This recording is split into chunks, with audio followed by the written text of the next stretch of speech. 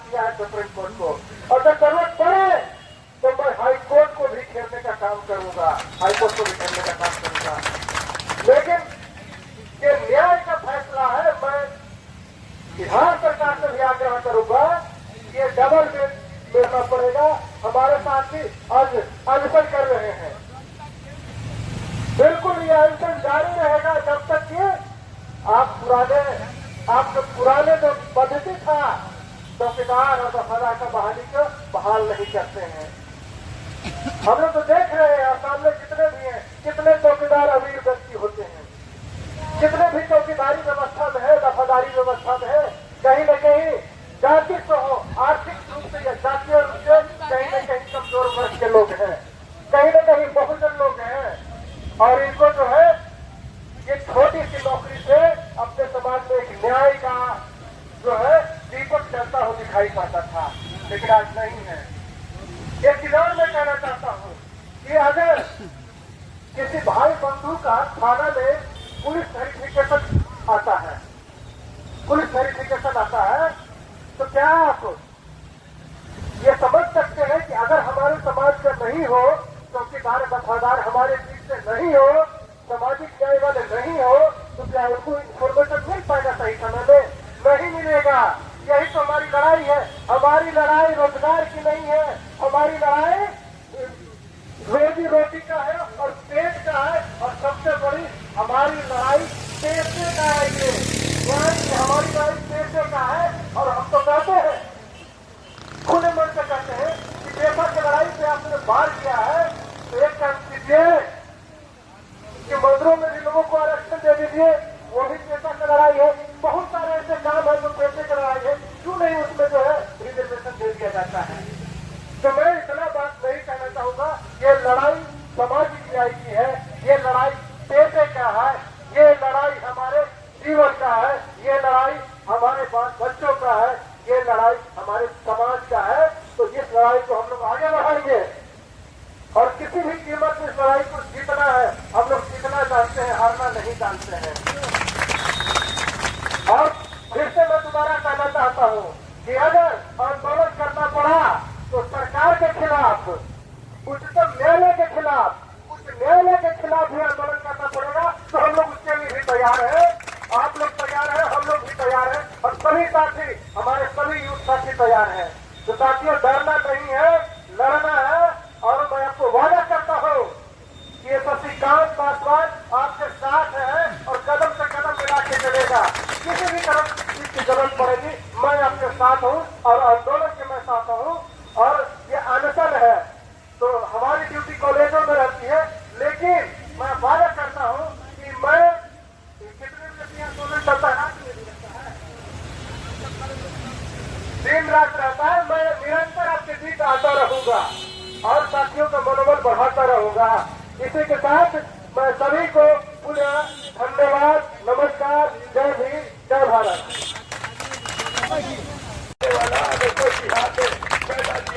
कोई शेर है तो उसका नाम इंजीनियर राजकुमार पासवान है। हम गोली बारूद से नहीं डरने वाले, हम नीतीश के लाठी पहना और पानी के नल से नहीं डरने वाले हैं। अब आते हैं तीसरे बिंदु पे। तीसरी बिंदु ये है कि जब पदोन्नति में प्रमोशन की बात हुई, चाहे आपकी पदोन्नति हो, आप चौकीदार के चौकीदार ही रह जाते हैं, चौकीदार से थानेदार क्यों नहीं हो सकता? तो हमारी मांग है कि सिर्फ चौकीदार ही न रहे, चौकीदार से थानेदार भी होने का यह अधिकार दिया जाना चाहिए, और इस चीज को भी पहल किया जाना चाहिए। आपको बता दो कि नीतीश कुमार जी के नजर में सबसे ज्यादा अगर कोई खटक रहा है बिहार में, तो बिहार का दुसाध, बिहार का पासवान। और चाहे एक युवा निकला जो अपने आपको शेर कहते थे, वो शेर तो मैं बता देना चाहता हूँ कि आज क्या हो गया, मुंह पे जो टेप लगा के आप बैठे हैं, बिहार के पासवानों की पगड़ी अब नीतीश कुमार के गोद में पैरों में रख दिया। ये कितना शर्मसार करने वाली बात है। और आपसे फोटो खिंचाने जाते हैं, वहां पे कहते हैं हमने चौकीदार, वफादार, श्रमिक। ऐसे नेता, ऐसे मंत्री को ये नहीं पता है कि चौकीदार दफादार बिहार के श्रमिक नहीं है, पदाधिकारी है, अधिकारी है और वो काम करता है मजबूती से, ताकत से।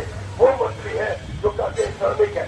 तो श्रमिकों के लिए हम उन्हीं का भाषा में बोलते हैं। उन श्रमिकों के लिए आज मुंह में आवाज कहाँ चला गया है।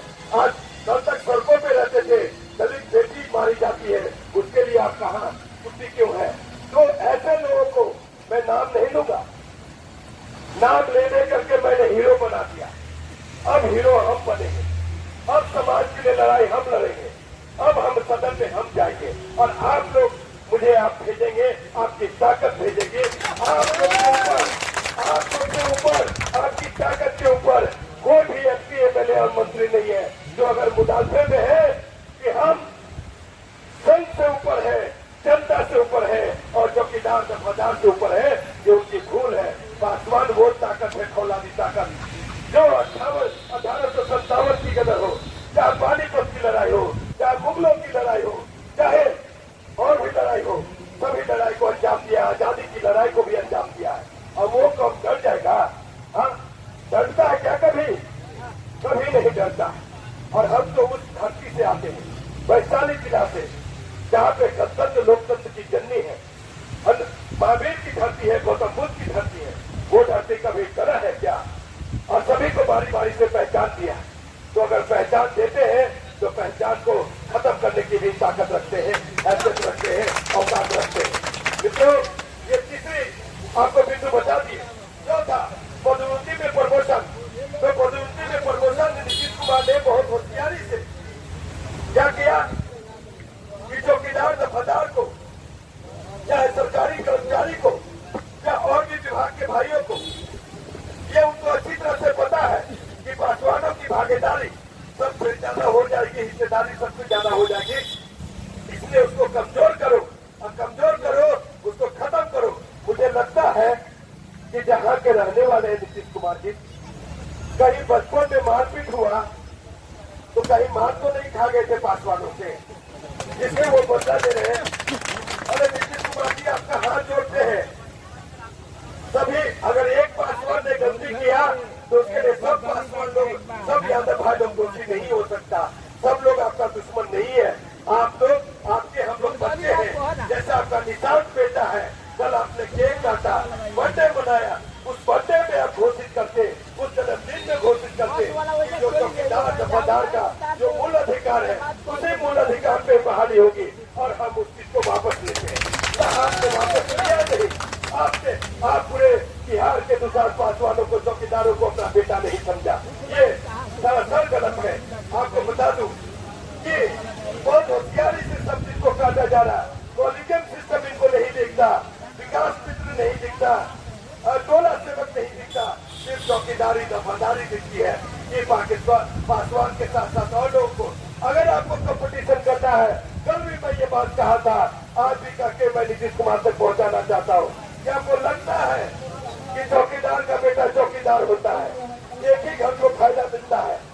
तो उन पासवानों में 80% पासवान जो है, उन पासवान भाइयों में ही कंपटीशन कीजिए। आपको थोड़ा पढ़ा लिखा चाहिए, लेकिन आज हमारा भाई बहुत 60% अनपढ़ है। उन लोग के लिए क्या सोच रहे हैं? उन लोग के लिए नौकरी रोजगार के लिए आप क्या सोच रहे हैं? वैसे लोग के हमारे में ही कंपटीशन कीजिए, ताकि वो भाई लोग आगे बढ़े और उन लोग के अधिकार मिले। तो कॉलेजियन सिस्टम नहीं दिखता है, जहाँ जज का बेटा जज बन रहा है, जहाँ आपका और भी में उसी का बेटा उसी बन रहा है, तो दुसाद का बेटा, चौकीदार का बेटा चौकीदार क्यों नहीं बनेगा? हम ये जानना चाहते हैं। आपको बता दूं कि अगले बिंदु ये है हमारे कि प्राइवेटाइजेशन में भी आरक्षण चाहिए। प्राइवेट सेक्टर में भी अंबानी अडानी का जो उद्योग है, कल कारखाना है, वहाँ भी आरक्षण दो मुझे 60%, वो भी लागू करना पड़ेगा। ये मेरा केंद्र सरकार से मांग है आप लोगों के लिए। आपको बता दूं कि सदन में हमारा नेता बात नहीं करता, लेकिन हम यहाँ से मोदी तक पहुँचाना चाहते हैं कि प्राइवेट सेक्टर में 60% दीजिए और जो हमारा बेटा बेटी लोग पढ़ लिख करके अनपढ़ अशिक्षित भाई लोग बेरोजगार घर में बैठे हैं, उसको ज्यादा से ज्यादा रोजगार देने का भी प्रावधान कीजिए। मोदी साहब, सिर्फ आप सरकार बनाने में रहते हैं, जोर जोर की राजनीति करने में रहते हैं, ईवीएम खरीदने में रहते हैं। ऐसी राजनीति नहीं चलेगी। अधिकार की बात होगी, हम सबकी बात होगी। आपको बता दो